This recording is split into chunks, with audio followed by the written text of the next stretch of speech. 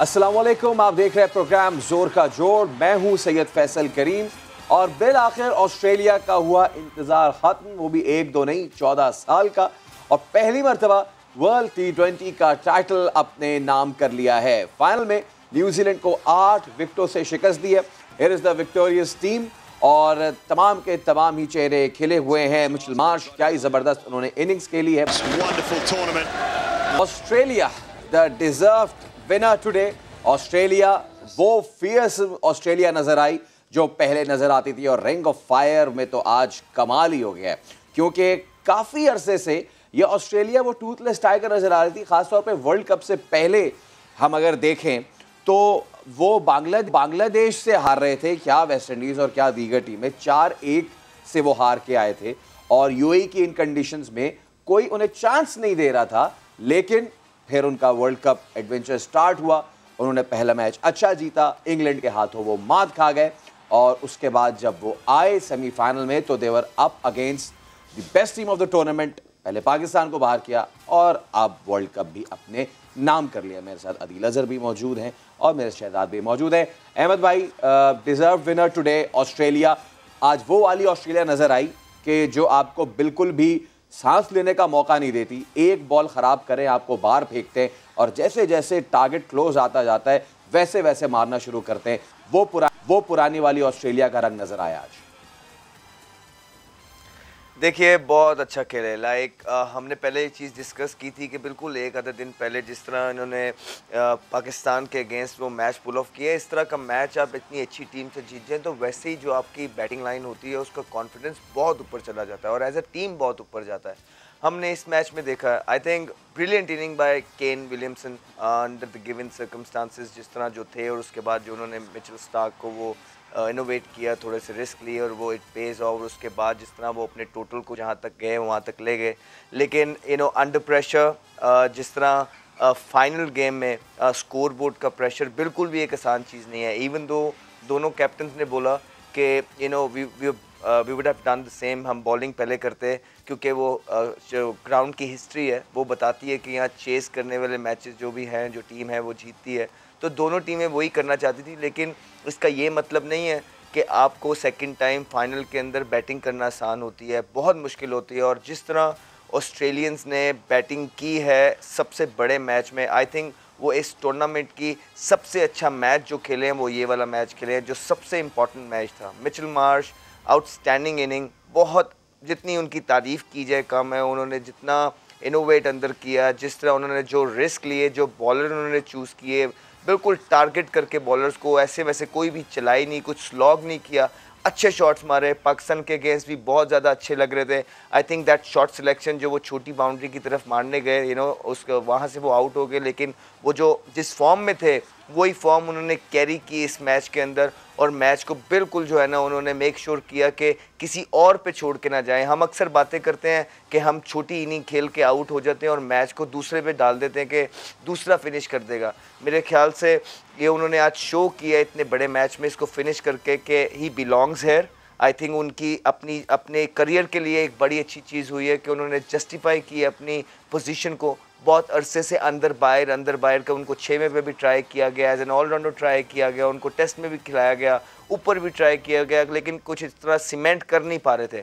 तो I think इस world cup के बाद, स्पेशली इस इनिंग के बाद, उन्होंने अपने करियर के साथ भी एक जस्टिफाई किया, अपना करियर भी एक दूसरे लेवल पे लेके जाएंगे, उनको मौके मिलेंगे, लोग उन पे फेथ शो करेंगे। एट द सेम टाइम उन्होंने अपने मुल्क के लिए एक ऐसी इनिंग खेली है डेविड वार्नर के साथ मिलके, जो कि बड़ी देर तक याद रखी जाएगी। ऑल इन ऑल, जिस तरह हम कहते हैं, एक क्लिनिकल परफॉर्मेंस आज ऑस्ट्रेलिया की तरफ से, जो कि एक्सपेक्टेड थी और हमने पहले बात की थी, वो देखने को मिली। एब्सोल्युटली अदील भाई, I feel sorry for you. आपकी team New Zealand, you were backing, और मैंने ये पूछा भी था कि क्या आपको लगता है कि न्यूजीलैंड की ये बॉलिंग कर पाएगी डिफेंड। आई मीन बिल्कुल ही टूथलेस लगी न्यूजीलैंड के साथ। ऐसा मामला हुआ कि जैसे वो एक जहाज़ हो कि जो रनवे से उड़ा हो और रनवे से उसने अच्छा टेक ऑफ किया हो, लेकिन टेक ऑफ करते ही उसका एक व्हील गिर गया, और लोकी फर्ग्यूसन की सूरत में वो थोड़ा सा और आगे उड़ा तो एक प्रोपेलर गिर गया उसका, जनाब आली ये जो थे कॉनवे की सूरत में। और जब वो फाइनल उसने टच डाउन करना था उस वक्त तक वो पूरी तरीके से लड़खड़ा गया था। आज सीधा नज़र आ गया बॉस, क्योंकि जिस तरीके से शुरुआत की थी, आते ही छक्का मारा, उनके ओपनर ने, I am sorry I am forgetting the name, लेकिन गप्टिल और गप्टिल के बाद उन्होंने एक अच्छा आगाज़ फराहम किया। बट जैसे ही पहला ओपनर आउट हुआ, आपने देख लिया उन्होंने बैक गियर लगा लिया था। दे न्यू कि यार हमारे पास डेप्थ में बैटिंग नहीं है, हमें आगे जाना है, हल्का लेके चलना है। आई गेस कॉम्बिनेशन हिल गया था बॉस। और ये कॉम्बिनेशन हिला, देखिए आपकी जो जहाज़ वाली एनालॉजी थी उससे मैं कुछ हद तक एग्री करूँगा, कुछ हद तक डिसएग्री करूँगा। कोई टीम फाइनल में खेल रही है, ज़ाहिर है बहुत सी अच्छी टीमों को हराती हुई आई है। इंडिया की टीम को टूर्नामेंट में उन्होंने बिल्कुल आउट क्लास किया, चारों शाने चित किया था, जिस तरह उन्होंने इंग्लैंड को बाहर किया था। I mean they deserve to play in the final, no doubt about that. But आपको दूसरी तरफ देखना पड़ेगा कि ऑस्ट्रेलिया की टीम किस फॉर्म में थी। एंड आई थिंक एक बार फिर से जिस चीज़ की सबसे ज़्यादा आपको बाज़गश्त सुनाई दी जाएगी, that's about the toss. I mean ये जो टॉस वाला फैक्टर है, ज़ाहिर है one of the reasons I really wanted New Zealand to win इसके ये जो एक रीत सी और एक रस्म सी चल रही है कि जी टॉस जीतो। अब आप मेरे ख्याल से आई थिंक इस टूर्नामेंट में फिंच ने जितने मैचेस जीते हैं वो सारे टॉस जीत के वो matches, I think out of the 7 matches he one 6 tosses, he one 6 matches. और वो जो मैच जिसमें उनको चेस करना था, उसमें जिसमें उनको इनको डिफेंड करना था इंग्लैंड के ख़िलाफ़, वहाँ पे ये बिल्कुल तबाह हो गए थे बिकॉज इंग्लैंड ने बहुत बेईमाना तरीके से जो है वो उस टोटल को चेस किया था। सो ये टॉस वाला फैक्टर ज़ाहिर है दिस वेंट अगेंस्ट न्यूजीलैंड। जिस वक्त हम टॉस की बात कर रहे थे उस वक्त मैं आपसे फैसल बात कर रहा था कि 190 to 200 शायद वो स्कोर होगा कि जिस पे ऑस्ट्रेलिया कोई फाइट पुटअप कर सकते हैं, बिकॉज 190-200 का एक साइकोलॉजिकल एक इफ़ेक्ट भी होता है। ड्यू का कोई मुझे शायद बहुत फैक्टर तो यहाँ नज़र नहीं आया, लेकिन I think that formula is working so well in Dubai now कि आप पहले मुखालिफ से बैटिंग करवाएं और फिर उसके बाद जो है आके चेस करें। सो आई थिंक थोड़ी सी अनलकी भी न्यूजीलैंड यहाँ पे रही, लेकिन हाँ यू आर राइट, 2 अहम खिलाड़ियों का, एक का टूर्नामेंट से पहले और एक का टूर्नामेंट के दौरान इंजर्ड हो जाना, it did hurt their combination. But still I had expected a better fight from New Zealand today. Unfortunately, that did not happen. Although this was the biggest total set in a T20 World Cup final, लेकिन इसके बावजूद भी जिस तरीके का pitch था और जिस तरह रिवाज चली आ रही थी कि उस हिसाब से New Zealand were 10 to 15 run short. और इसका सही से भरता बनाया आज इस टोटल का मिचेल मार्श ने। क्या ही कमाल 77 रन बनाए। एक बार फिर ज़रा उनके कुछ शॉट्स देखते हैं, फिर इस पर बात करते हैं। 2 हाथों के इस्तेमाल से भी छक्के लगा रहे हैं, एक हाथ छोड़ के भी चौका लगा रहे हैं। जब आपका दिन होता है तो आप इसी तरह बैटिंग करते हैं जिस तरह मिचेल मार्श ने बैटिंग की। है इज़ द वैगन व्हील, और तकरीबन ग्राउंड के चारों तरफ इन्होंने रन्स बनाए हैं। अहमद भाई, जितनी इस तारीफ़ की जाए इस इनिंग्स की अलॉन्ग विद डेविड वार्नर, वो कम है, बिकॉज एक विकेट गिर गई थी again, captain Aaron Finch out हो गए अर्ली। लेकिन किस माइंडसेट के साथ आज मिचेल मार्श क्रीज पे आए थे कि पहला बॉल ही, और वो भी एडम मिलने का पहला बॉल ही उनको मिला और उन्होंने इतना ज़बरदस्त कनेक्ट किया। ग्राउंड के जिस हिस्से में वो पहला ही आते उन्होंने छक्का मारा था, छोटा नहीं है वो, तो बेहतरीन एग्रेसिव माइंडसेट के साथ आए थे आज मिचेल मार्श। देखिए, हम किसी भी बड़े मैच से पहले ये बात करते हैं कि ठीक है मैच बड़ा है लेकिन ये हीरो बनने का दिन है। ये बात कर देना आसान है लेकिन इसको ग्राउंड के अंदर एग्जीक्यूट करना बहुत ज़्यादा मुश्किल है। इंसान प्रेशर में होता है और प्रेशर के अंदर जो आपकी जो नर्व्स है उस पर आपका कंट्रोल नहीं रहता, जिसके बाद आप हेजिटेट होते हैं और अपनी जो एग्जीक्यूशन है उसमें प्रॉब्लम आती है। इन्होंने आज शो किया, इनको पता था कि इनके लिए और मुल्क के लिए ये कितना इम्पोर्टेंट मैच है। आए from the very first word go उन्होंने कुछ शुरू में अच्छे बॉल्स को हिट मारी, जिसकी वजह से बॉलर्स ने उनको बुरे बॉल भी दिए। और अगर आप उनका वैगन व्हील देखेंगे, जो बड़े शॉट देखेंगे, उन्होंने सारे लॉन्ग ऑन से लेके जो है ना फाइन लेग वाले, लेग स्टम्प वाले एरिए पे सारे जो है ना शॉट मारे और नीचे से ऊपर को मारे। इससे लग रहा था कि वो छिक्कों के लिए जा रहे हैं। वो कोई सेंसिबल, मतलब एक होता है कि थोड़ा सा रिस्क फ्री क्रिकेट खेलने जाते हैं, नीचे मार देते हैं, नहीं, उन्होंने अपने आप को पूरा बैक किया। अगेंस्ट द स्पिन भी उन्होंने मारे, उन्होंने अच्छे बॉलों को भी उठा के मारे, फिर उन्हें कुछ लूज बॉल भी मिले जिसको उन्होंने मारे। और आज आप कह सकते हैं कि उनका दिल था और उन्होंने आज उसका पूरा फ़ायदा उठाया। आज जैसे मैं पहले भी बोला है, ये इनके लिए भी बहुत अच्छा है, इनके मुल्क के लिए भी बहुत अच्छा है, क्योंकि एक अच्छे बैट्समैन है इस फॉर्मेट में, इस तरह का बैट्समैन जो कि हैवीली बिल्ड हो, अच्छे खासे लंबे हैं, स्ट्रॉन्ग है, छिक्के मारते हैं। तो मेरे ख्याल से आज उन्होंने शो किया व्हाट इज़ केपेबल ऑफ, और जिस तरह उन्होंने आज सबको प्रूव किया है, अपने आप को प्रूव किया है सबसे पहले, फिर अपने मुल्क को प्रूव किया है। I think he will be really happy guy today. और not to forget David Warner here, I think वो उन्होंने बहुत अच्छी कॉम्प्लीमेंट किया है। इन दोनों की जो पार्टनरशिप थी, इन दोनों की पार्टनरशिप ने मैच बिल्कुल एक साइड पे लगा दिया था। और credit goes only to Australian team, जिस तरह उन्होंने एक हल्के स्टार्ट के बाद जिस तरह टूर्नामेंट में उन्होंने आहिस्ता आहिस्ता game by day, game by game peak पकड़ी है उनकी, चाहे वो बॉलिंग हो, ठीक है, चाहे उनकी बैटिंग हो। अच्छे टाइम पे अच्छी टीम्स क्लिक करती हैं, और जो बड़े प्लेयर्स और बड़ी टीम होती हैं वो बड़े मैचेस में ज़्यादा क्लिनिकल परफॉर्मेंस देती हैं। आज हमें ऑस्ट्रेलिया ने शो किया और प्रूव किया that what they are made of, और क्यों वो ऑस्ट्रेलियंस जो हैं इतने मेंटली स्ट्रॉन्ग हम उनको कहते हैं। इसी वजह से कहते हैं कि वो उन पे प्रेशर जो है, उनको उससे लड़ने का, उसको कोप करने का तरीका आता है। और वो जब प्रेशर को कोप करने का आपको तरीका आता है, सब मिल के एक दूसरे की हेल्प करते हैं, मैनेजमेंट से लेके, क्रिकेट बोर्ड से लेके, कैप्टन से लेके, एक दूसरे को उठा के रखते हैं ताकि वो फियर कम हो। और जब आप पे फियर कम होता है, फिर आप इसी तरह की क्रिकेट आपको देखने को मिलती है, फियरलेस क्रिकेट देखने को मिलती है। शो किया आज मिचेल मार्श ने फियरलेस क्रिकेट। और फियरलेस का जब भी नाम आएगा, तो जैसे कि आपने नाम लिया वार्नर, अब ज़रा उनका जिक्र कर लेते हैं। मार्च तो आए थे वन डाउन जब एक विकेट गिर गई थी, लेकिन फ्रॉम दी वर्ड गो जिस बंदे ने अपनी पाकिस्तान वाली फॉर्म को कैरी किया, David Warner, I mean outstanding एक मर्तबा फिर। और आज की इनिंग्स में अदिल भाई डिफरेंस ये था कि जिस तरह उन्होंने उस दिन from the word go Imad पे लाठीचार्ज शुरू कर दिया था, आज उस तरह उन्होंने स्पिनर्स पे लाठीचार्ज नहीं किया। ही सॉ, वो देख रहे थे कि जी वी आर ऑन सॉन्ग, हम अच्छा जा रहे हैं, तो उन्होंने पहले मिल्क किया उनको सिंगल डबल्स के लिए, और उसके बाद अगेंस्ट होडी एंड अगेंस्ट सेटनर, जो उनका फेवरेट एरिया आप देख सकते हैं, वो लाल में आप दिखा रहे हैं, 22 रन जम के मारा, सही से मारा। और फ्रॉम द वर्ड गो वो पहले ही ले गए थे न्यूजीलैंड के हाथों से ये कप। अब देख लीजिए दोनों बैट्समैन में ये काफ़ी हद तक ममासलत है, उन्होंने मोरलेस एक ही जगह पे जो है वो रन स्कोर किए हैं। ज़ाहिर है लेफ़्ट राइट का कॉम्बिनेशन था यहाँ पे, but naturally I think Warner, मैं ऑनेस्टली ऑस्ट्रेलिया के आप कह रहे थे जी वो 2 सीरीज़ हैं वो हारते हैं, Australia actually I think 5 T20 series हारता हुआ आ रहा है। इंडिया ने उनके अपने होम ग्राउंड पे उनको टेस्ट में अपनी एक लिटरली B या C टीम के साथ शिकस्त दी थी। मुझे ये तक याद है कि जस्टिन लैंगर पे बहुत ज़बरदस्त दबाव था कि जी वो स्टेप डाउन कर जाएं। क्रिकेट ऑस्ट्रेलिया ने उनको उस वक्त वहाँ पे बैक किया। Talk about David Warner, I mean उनकी IPL की टीम सनराइज़र्स ने जो है वो उनको टूर्नामेंट का एक बहुत बड़ा हिस्सा जो है वो बेंच पे बिठा के, उनको तो 15 के स्क्वाड में भी जो है वो जगह नहीं बना पा रहे थे। He was so much out of form. लेकिन वही बात है जी, बड़ा प्लेयर, बड़ा टूर्नामेंट, बड़े मैचेस, दोनों मैचेस इनफैक्ट। बल्कि हम जब सेमीफाइनल प्रीव्यू कर रहे थे उससे पहले ये कह रहे थे कि जी वार्नर के तेवर अब अच्छे नहीं दिख रहे हैं इस टूर्नामेंट में, बिकॉज अब उनके बल्ले ने runs banana, he is middling the ball really well. और जिस तरह की रूथलेस इन्होंने जो है वो बैटिंग की, और आपने बिल्कुल सही कहा कि जहां इनको मौका मिला, इनको एक यानी कि चाहे पाकिस्तान हो या वो न्यूजीलैंड हो, जहां उनको ज़रा सी विड्थ मिली, इनके फेवरेट एरिया, थोड़ी सी शॉर्ट डिलीवरी आई, और there you saw a shot from him.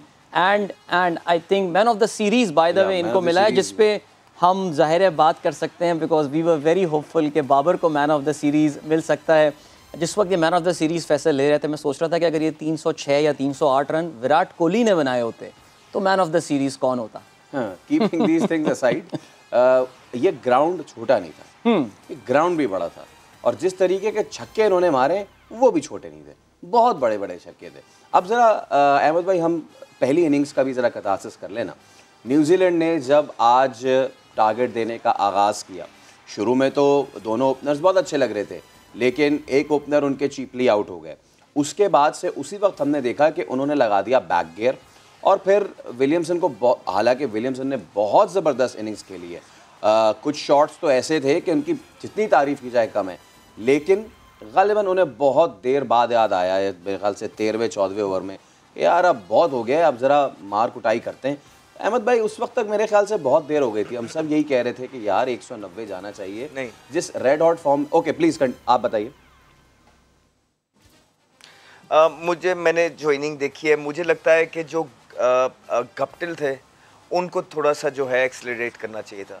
उनका जो टीम के अंदर रोल है वो इम्पैक्ट प्लेयर हैं, लेकिन आज वो बहुत अगेंस्ट है। जब आपकी फॉर्म नहीं लगी होती है, आपके पीछे रन्स नहीं होते हैं, तो फिर आप इसी तरह की आप मेक श्योर कर रहे होते हो, आप फाइट करने की कोशिश कर रहे होते हो, लेकिन ये फाइट वाला मैच था नहीं अपने आप से। उनका एक रोल है, बड़े सिंपल से क्रिकेट है दुबई शारजा में, कि आपने जो है ना पहले 6 ओवरों का फ़ायदा उठाना ही उठाना है। उसमें क्योंकि वो बॉल ढूंढ रहे थे कन्वेंशनल क्रिकेट के बॉल के, उनको रिस्क फ्री चौके मिल जाएं, लेकिन वो दे नहीं रहे थे। तो जब आपके साथ इस तरह हो रहा होता है और आप एक इम्पैक्ट प्लेयर होते हैं, आप वहाँ पे अपना टाइम नहीं ले सकते, बिकॉज आपके साथ आने वाले जो प्लेयर हैं, विलियमसन हो जाए या विलियमसन के बाद भी जो होते हैं, वो टाइम लेने वाले प्लेयर हैं। तो मेरे ख्याल से वो पावर प्ले का उस तरह जिन तरह उनको फ़ायदा उठाना चाहिए था, एटलीस्ट 50 रन करने चाहिए थे। अगर गप्टिल 6 ओवर खेल रहे हैं तो एटलीस्ट आई शुड एक्सपेक्ट और टीम शुड एक्सपेक्ट कि हाँ यार हमारा 50 for 1 इवन 2 लगे होंगे। लेकिन उसके बाद जब विलियमसन आए तो उनके पास कोई चारा नहीं था, क्योंकि बीच में आके वो सफोकेट करते हैं। डेफिनेटली वहाँ पे वो चांस लेने जा नहीं सकते थे, बाउंड्रीज इतनी छोटी नहीं है, ठीक बॉलिंग कर रहे थे। जैम्पा सुपर हॉट फॉर्म में है, उनके दूसरे बॉलर वहाँ पे वो मिल्क करने लग गए। और जहाँ एक्सेलरेशन की बारी आई, गप्टिल जब गए वो आउट हो गए। क्यों? क्योंकि जब आपने दायरे में सर्कल में ठीक नहीं किया होता और आप शॉर्ट ऑफ रन्स वैसे ही हैं, यू कैन नॉट एक्सपेक्ट बड़े को मिरेकल हो जाएगा कि आप एक ऐसी इनिंग खेल देंगे एक्स्ट्रा ऑर्डिनरी और दूसरी टीम बहुत गंदी बॉलिंग करेगी कि आप उससे निकल जाएंगे। नहीं हुआ। उसके बाद तो क्रेडिट सारा विलियमसन को जाता है कि वो शुरू हुए वहाँ उसके ओवर से जो उनका बैट डे था आज स्टार्क का, वहाँ से वो शुरू हुए। उन्होंने इम्प्रोवाइजेशन स्टार्ट की स्टार्क ने, और उसके बाद वो रुकने को नहीं आए।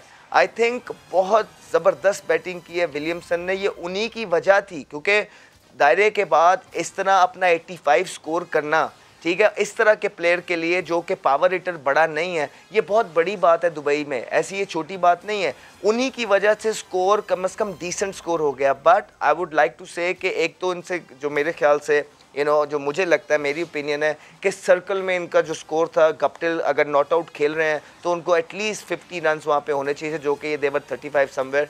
और उसके बाद I think credit goes to Cummins as well. हम कमिंस को हमेशा मिस कर रहे हैं। आई थिंक उनका पाकिस्तान के मैच में भी वो जो एक ओवर था जो एंड में उन्होंने कराया, जिसमें उनको 2-3 गालिबन रन हुए, बहुत ज़्यादा क्रूशल वो ओवर था। और आज भी जिस तरह मोमेंटम मिला हुआ था न्यूजीलैंड की टीम को, जिस तरह छिक्के चौके हर ओवर 12-14 का लग रहा था, वहाँ पे आके जो वो ब्रेक लगा देते थे एंड वाले ओवरों में, आई थिंक बहुत ज़्यादा क्रेडिट जाता है कमिंस को। मुश्किल ओवर्स के लिए वो आते हैं, मुश्किल ओवर्स के लिए वो आते थे, लेकिन सबको एंड में तकरीबन जो है ना 12-15-10 के हिसाब से स्कोर हुए। लेकिन कमिंस एक वाहिद बॉलर थे जिन्होंने वहाँ पे भी जो मुश्किल ओवर्स थे वहाँ पे भी अपनी वेरिएशन से, अपनी स्मार्टनेस थे, उनके स्किल्स जो थे काम आए, जिसकी वजह से जो स्कोर इनका 190 या 85 प्लस हो सकता था।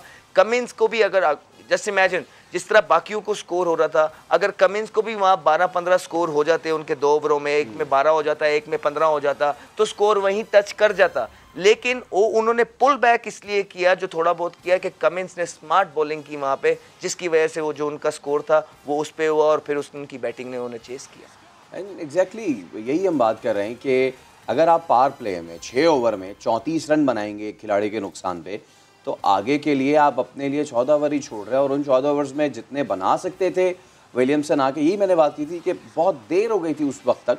और विलियमसन प्रॉब्लम ये थी कि विलियमसन के साथ खड़ा होके कोई तगड़ा स्कोर नहीं कर रहा था। Williamson was alone. जिस तरह सेमीफाइनल में वार्नर अगर अगले बारी से आउट हो रहे थे तो इधर से भी आके कोशिश की जा रही थी कि हम भी लंबा खेलें, लेकिन उनके साथ कोई लंबा खेलने वाला, विलियमसन को सपोर्ट करने वाला कोई नहीं था। आई वंडर कि थोड़ा और वो रुक जाते तो सेंचुरी हो जाती विलियमसन की। हम विलियमसन की बात कर रहे हैं। आज बहुत ज़बरदस्त दिलकश स्ट्रोक्स खेले विलियमसन ने। उनकी थोड़ी सी इनिंग्स देखते हैं, फिर उनका वैगन व्हील देखेंगे और फिर मज़ीद बात करेंगे। तो we have to feel sorry for Kane Williamson, क्योंकि एक तो इनकी long run of reaching into the semifinals and finals और उसके बाद उसको ना जीतना, एक तो ये रिवायत जो है वो बड़ी ख़राब हो गई है। दूसरा ये कि इतनी अच्छी इनिंग्स और इतने अच्छे वैगन व्हील के बावजूद भी नहीं वर्ल्ड कप विनर किस्म की इनिंग्स ये खेल पाए। But still you have to give credit, बेहतरीन कंट्रोल के साथ इन्होंने खेला और ग्राउंड के हर तरफ उन्होंने रन्स बनाए। तो you have to feel sorry for Williamson और बैड टॉस टू लूज़, और उसके बाद जो भी हुआ वो आपके सामने। आई थिंक इस पूरे मैच में आई थिंक कोई एक, जिस तरह पाकिस्तान के मैच में चले आपके पास एक पॉइंट है कि अगर हसन कैश पकड़ लेते तो व्हाट इफ सिनेरियो एक क्रिएट हो जाता, इवन दो आई थिंक अगर हेजलवुड पकड़ लेते, अब देखिए हेजलवुड यहाँ पे पकड़ लेते तो यहाँ पे केन विलियमसन की इनिंग किया, और ऑस्ट्रेलियन पॉइंट ऑफ व्यू से वो हेजलवुड के लिए बड़ा आसान कैच था। However let's remember Hazlewood bowled really well today, उन पे हम अलग से बात करते हैं। अभी अगर हम केन विलियमसन के हवाले से बात करें तो देखें, अगर न्यूजीलैंड ये मैच जीत रहा होता तो आप कहते हैं कि यार इस मैच का टर्निंग पॉइंट जो था ना वो ये हो गया, अगर हेजलवुड कैच पकड़ लेता गेम बिल्कुल डिफरेंट डायरेक्शन में जो है निकलनी थी। लेकिन मेरा ये ख्याल है कि Kane Williamson, I think Ahmed ने बहुत अच्छा समराइज़ किया इस पूरे सिनेरियो को। Power play 34 runs, the lowest that New Zealand has scored in this T20 world cup, इसमें उनका सबसे बदतरीन ये पावर प्ले था in terms of the strike rate. I think मेरा ये ख्याल है देखिए उनका स्टार्ट अग्रेसिव था, स्टार्क पे एक छक्का मारा था डैरल मिचेल ने शुरू में, लेकिन जैसे ही जॉश हेजलवुड आए, and I think we should talk about that, I think he gave was 16-17 runs, 3 विकेटें। एब्सोल्युटली, जो पहला ब्रेक लगाया था न्यूजीलैंड का, वरना they got off to a very confident start, पहला ब्रेक हेजलवुड ने अपने पहले ओवर में आते ही लगाया था, 3 wickets in a final for 16 runs I believe. Excellent performance. I think even though that was very early in the match, लेकिन perhaps New Zealand की शिकस्त की जो बुनियाद डली वो पावर प्ले में ही डल गई थी।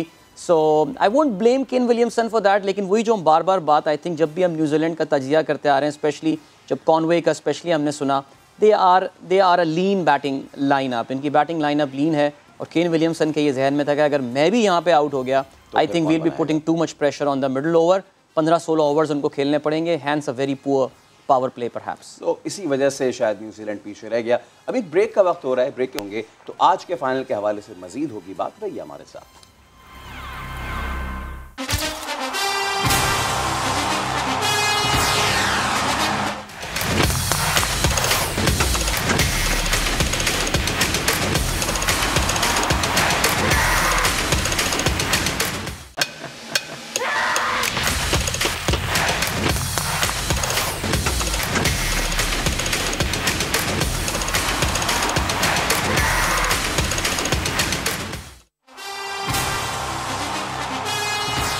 वेलकम बैक टू जोर का जोर। और हमने ऑस्ट्रेलिया की विक्ट्री पे तो बात कर ही ली है, और ब्रेक पे जाने से पहले अदील भाई ने एक छोटा सा शिकवा किया था, और अब वो छोटा सा शिकवा आइस बॉल इफेक्ट की तरह बहुत बड़ा बनता जा रहा है, और वो ये कि रन्स बनाए कोई और मैन ऑफ द टूर्नामेंट आप दे दें किसी और को। आप सबको पता है कि इस पूरे टूर्नामेंट में सबसे ज़्यादा रन्स किसने बनाए? शायद पाकिस्तान के कैप्टन थे बाबर आजम मेरा जी। तो हम आपको दिखा भी देते हैं कि वो सबसे ज़्यादा रन्स किसने बनाए। यूगो सबसे ज़्यादा रन्स बनाए इस पूरे टूर्नामेंट में बाबर आजम ने, सबसे ज़्यादा निफ्ट सेंचुरियाँ बनाई हैं, और डेव वार्नर उसके बाद हैं, उसके बाद मोहम्मद रिजवान हैं, उसके बाद जॉस बटलर हैं, उसके बाद फिर चरित असलानका हैं, लेकिन मैन ऑफ द सीरीज़ मिला किसको? David Warner. क्यों ऐसा हुआ है? अच्छा, मुझे शायद इसकी वजह देखिए, naturally somebody can call us poor losers या ये वो फलाना। देखिए 2016 के वर्ल्ड कप में जो इंडिया में हुआ था, आपने उसमें विराट कोहली को, even though he wasn't the highest wicket taker, आपने उनको highest run scorer, he was the second highest run scorer, और आपने जो है वो उनको मैन ऑफ द या प्लेयर ऑफ द टूर्नामेंट का अवार्ड दिया था। मेरा ये ख्याल है कि अगर ओवरऑल इम्पैक्ट की आप बात करेंगे तो ज़ाहिर है Babar Azam should have been there should be one fix criteria about this. या तो आप इसको इतना वेरिएबल ना छोड़ें कि इस तरह की ये डिबेट्स हो रही हों। इसकी शायद फैसल जो मेरे ख्याल से बहुत बड़ी वजह हो सकती है कि the host of this tournament is in fact India.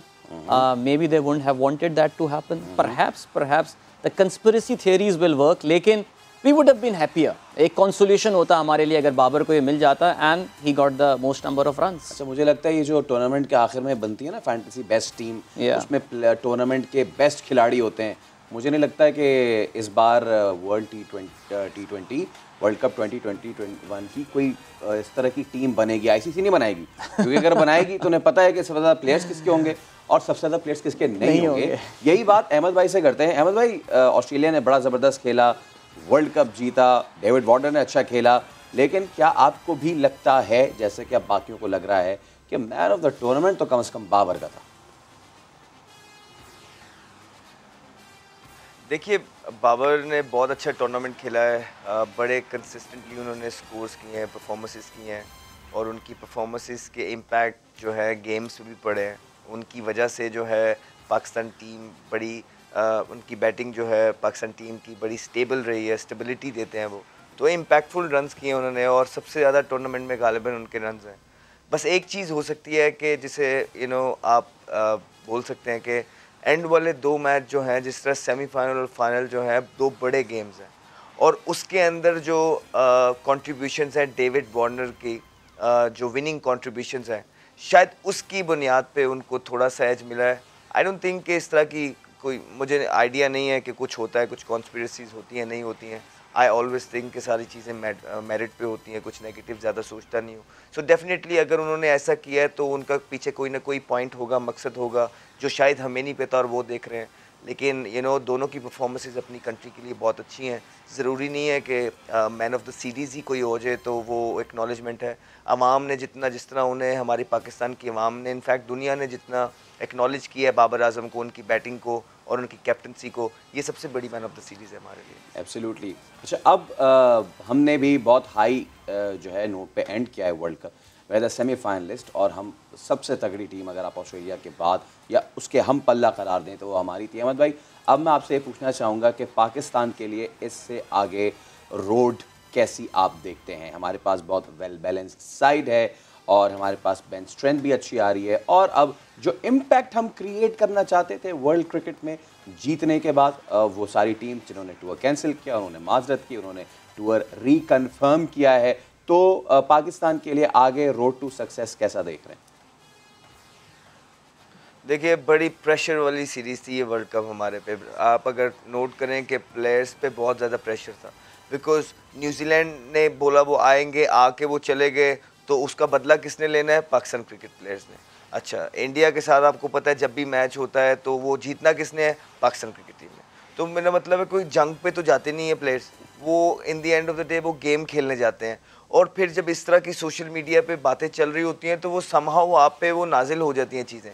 तो जिस तरह का उन्होंने रिस्पॉन्स किया, I think that's hats off to the Pakistan cricket team and their players and the staff, सारे जो भी लोग इन्वॉल्व थे, they've done justice to this world cup. अल्हम्दुलिल्लाह हम 5 मैच जीते, अनफॉर्चुनेटली एक हार गए, इट्स ओके, बट रोड आगे देखिए। जिस तरह बाबर की आपने बात सुनी होगी, उन्होंने ड्रेसिंग रूम में बात की थी कि बड़ी मुश्किल से टीम एक होती है, ठीक है, वो टीम अब एक है। इसको एक दूसरे पे ब्लेम करके इधर उधर की बातें, किसी कॉन्स्पिरेसी में नहीं आना, किसी की बातों में नहीं आना, फिंगर पॉइंटिंग नहीं करनी है। It's just matter of staying together, being humble and being brothers to each and other, helping out each and other, and एक दूसरे की सक्सेस पे खुश होना। बाकी जहाँ तक रही है, देखिए अगले साल एक वर्ल्ड कप फिर से आ जाएगा, तो मोरलेस आपकी यही टीम रहती है। एक दो तीन चेंजेस, डेफिनेटली 1-2 चेंजेस फॉर्म के हिसाब से होती हैं। कहीं भी आप चले जाएं दुनिया में, तो वो एक साल के टाइम में कभी कभार होता है, किसी की फॉर्म लगी होती है, किसी की नहीं लगी होती है। इसका ये मतलब नहीं होता कि कोई बुरा प्लेयर बन जाता है, लेकिन 1-2 चेंजिंग्स होती हैं। ओवरऑल अगर ग्रुप देखा जाए हमारा 15-16 कोई जो ग्रुप है, तो definitely it has potential, it has future in it, और इंशाल्लाह ताला मोर और लेस आपको यही चेहरे देखने को मिलेंगे अगले वर्ल्ड कप में भी इंशाल्लाह। और फॉर्म फिटनेस के हिसाब से अल्लाह ताला सबको फिट रखे, अल्लाह ताला सबकी फॉर्म लगाई रखे, अल्लाह ताला हम लोगों को जितवाता रहे, जहाँ जहाँ हम जाएँ जीतें, और इंशाल्लाह ताला अगला वर्ल्ड कप दूर नहीं है। और इंशाल्लाह ताला अगर इसी तरह हम अपनी क्रिकेट खेलते रहे, इसी तरह जिस तरह I want to congrat you guys well, कि आप लोगों ने बहुत बहुत कम देखने को मिलता है न्यूज़ चैनल की तरफ से कि ज़्यादा मसाले नहीं। हम लोगों ने जितना भी आप लोगों ने कवर किया इस वर्ल्ड कप को, बहुत अच्छे एनालिसिस दिए, किसी के हमने अगेंस्ट कोई आप लोगों ने किसी के एजेंडा से नहीं किए। तो मुझे बहुत खुशी है, मुझे बड़ा मज़ा आया आप लोगों के साथ काम करके, इस चैनल के साथ काम करके। I just want to say thank you to you all as well कि हमने लोगों के आगे स्टैट्स रखे, हमने लोगों अवाम को वो चीज़ शऊर देना चाहा कि मैच इस तरह होते हैं, इस तरह हारे जाते हैं, इस तरह जीते जाते हैं। हमने किसी को सिंगल आउट करने की कोशिश नहीं की, हमने सारे पाकिस्तानी प्लेयर्स को कोशिश की कि सपोर्ट करें। बिकॉज यहाँ से बैठ के हम यही, अगर हम पैट्रियाटिक अपने आप को बोलते हैं तो हम यही कर सकते हैं। हम यहाँ से बैठ के, हमारे हाथ में अच्छा बोलना ही है ना, तो हम वो बोल सकते हैं, बिलीव रख सकते हैं, फेथ रख सकते हैं। एट द सेम टाइम जो थोड़ी बहुत ट्रिकल्स होती हैं वो ज़रूर बता सकते हैं, बिकॉज कभी कभार टीवी में बैठ के आपको ज़्यादा बेहतर तरीके से नज़र आता है। लेकिन we've tried to done justice कि जहाँ हम बैठे हैं हम पॉजिटिव तरीके से लोगों को अच्छी तरबियत दे सके, ताकि लोगों में, हम अक्सर बात करते हैं, सॉरी टाइम ले रहा हूँ, लेकिन हम अक्सर इंग्लैंड की अवाम की बात करते हैं या ऑस्ट्रेलियंस की बात करते हैं कि वहाँ के लोग बाशऊर हैं, उन्हें क्रिकेट का पता है, तो अब एजुकेट है। तो हमने अब हमारे लोगों को एजुकेट कौन करेगा? ये हमारी रिस्पॉन्सिबिलिटी है। जो एक्स प्लेयर्स हैं, जो सीनियर प्लेयर्स हैं, जो करंट प्लेयर्स हैं, अगर वो कहीं पे बैठते हैं तो ये हमारी रिस्पॉन्सिबिलिटी है कि हम अपने जो अवाम हैं उनको एजुकेट करें कि क्रिकेट होती क्या है। हम क्रिकेट बेस बात करें, हम एजेंडे पे बात नहीं करें। हमने कोशिश की, दिलो जान से कोशिश की हम ये करें। And I just wanted to say thank you to all of you as well. मुझे बहुत मज़ा आया आप लोगों के साथ इस वर्ल्ड कप में काम। इट वाज अ प्लेजर हमारे लिए भी अहमद भाई कि आप थे, शाहिद भाई थे, और एक चीज़ तो आप मिस कर गए। सॉरी, बोलिए। समा की मलका, योर फेवरेट। और उसने उसने प्रेडिक्ट भी कर दिया था कि ऑस्ट्रेलिया नहीं जीतना है, तो you know hats off to Samaa की मलका as well. Thank you so much Ahmed भाई, and it was a pleasure you as well. Adeel भाई, let's have you know, thank you so much. नहीं, thank you so much to the entire team. मेरी तरफ से भी अहमद के साथ, शाहिद के साथ ये प्रोग्राम करने में बहुत मज़ा आया। I wish Pakistan had one, तो फिर जैसे कहते हैं कि सोने पे सुहाग हो जाता। But thank you for the Samaa team for inviting me and had a good time. Faisal indeed, thank you so much. तो इसके साथ ही हम अपनी इस ट्रांसमिशन जोड़ के जोड़ का अख्ताम करते हैं, लेकिन पाकिस्तान इस दुआ के साथ कि पाकिस्तान की जो फॉर्म लगी है इसके साथ उनकी फतूहात के सिलसिले का एक नया आगाज़ हो और एक नए बाब का आगाज़ हो, जिसमें वो जो फॉर्मर लेजेंड्स की टीम थी, हमारी टीम भी वहीं जाके मैच करे। अब हम बाबर को एज अ लेजेंड देखें, हम शाहीन शाह अफरीदी को उसी तरह बॉल स्विंग करता हुआ देखें, और हम अपनी टीम में वो डिसिप्लिन देखें कि जो अब हमें आगे जाके सीरीज़ और इवेंचुअली वर्ल्ड कप्स और बड़े टेस्ट इवेंट्स जिता सके। आप सबका देखने का बहुत शुक्रिया, पसंद करने का बहुत शुक्रिया। तब तक के लिए सैयद फैसल करीम को इजाज़त दीजिए। अल्लाह हाफ़िज़।